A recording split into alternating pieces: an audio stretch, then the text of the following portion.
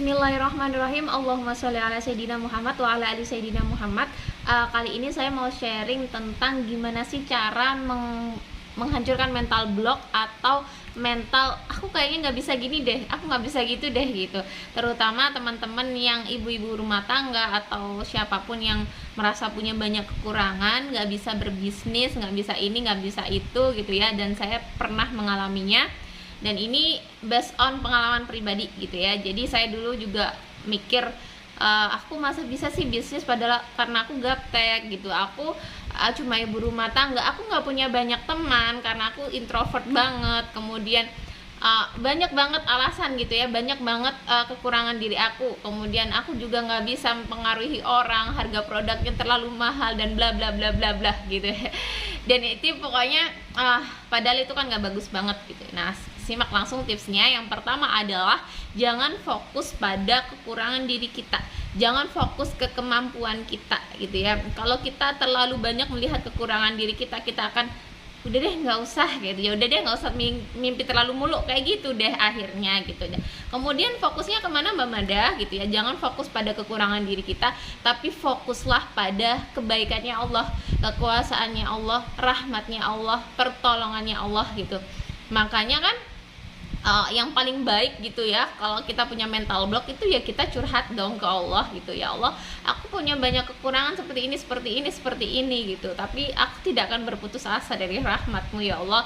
Mohon tolong hamba, temani hamba untuk mewujudkan mimpi hamba, untuk menjadi pebisnis yang sukses, untuk seperti ini kayak gitu. Dan buka Al-Quran. Kalau saya buka Al-Quran, dapat nasihatnya Allah, apa saya tafakuri, biasanya itu booster banget, bikin aku semangat dan mental block aku hilang. Jadi oke ya, tips pertama, jangan fokus pada banyaknya kekurangan diri kita, tapi fokuslah pada banyaknya kekuasaan Allah, kebaikannya Allah, yang itu pasti insya Allah bisa kita gapai ya, pertolongannya Allah, asal kita juga terus kejar pertolongannya Allah kayak gitu.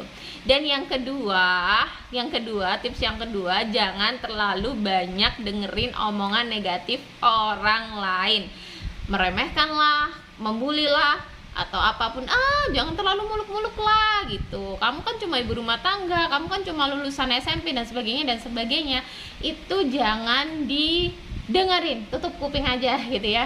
Kalaupun memang ada orang terdekat yang kemudian meremehkan kita, jadikan itu sebagai dendam positif buat membuktikan, bukan malah menggebosin motivasi kita gitu. Jadi misalkan saudara kita atau orang tua kita, dan ini juga saya alami banget ya, dendam positif ini membuktikan ke ibu saya, walaupun saya nggak mau daftar PNS, saya membuktikan bahwa saya bisa berpenghasilan walau dari rumah kayak gitu. Dan itu alhamdulillah worth it banget gitu ya. Bahkan itu yang kemudian memang menggerakkan saya buat gerak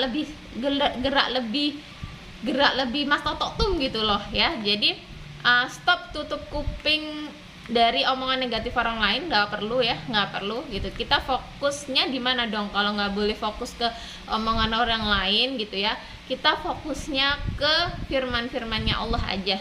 Banyakin tilawah ya, biar hati kita tenang.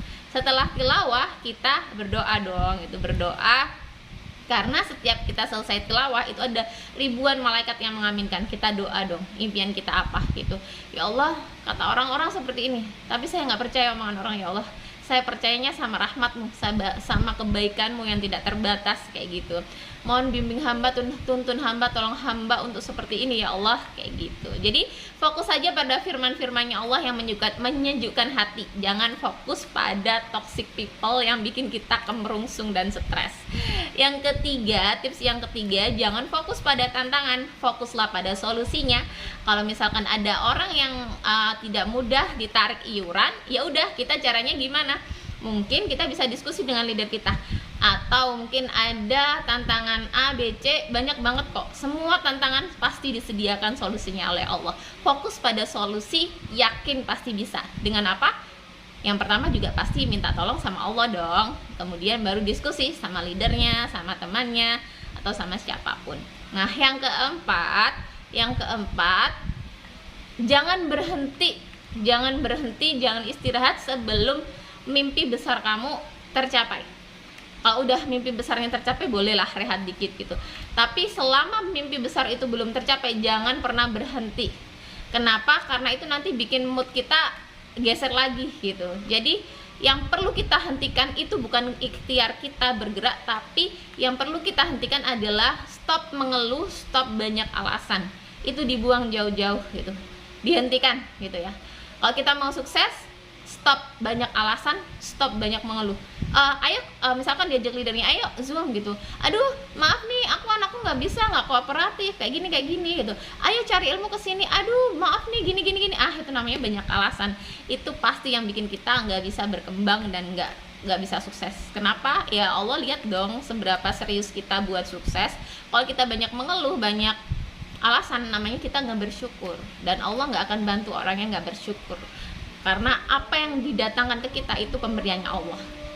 Dan tips yang terakhir, yang kelima adalah jangan menunda. Kalau kita sudah punya ilmunya, dapat dari leader atau dapat dari siapapun, itu langsung praktekkan. Jangan suka menunda, langsung bergerak dari sekarang. Jangan menunda, nanti aja dulu kalau sudah anakku sudah lulus atau anakku sudah besar atau apapun gitu. Nggak bisa gitu. Kalau kita memang sungguh-sungguh pingin impian kita terwujud, langsung bergerak agar Allah tahu gitu kesungguhan kita. Seperti itu. Sekian 5 tips dari saya. Wassalamualaikum warahmatullahi wabarakatuh.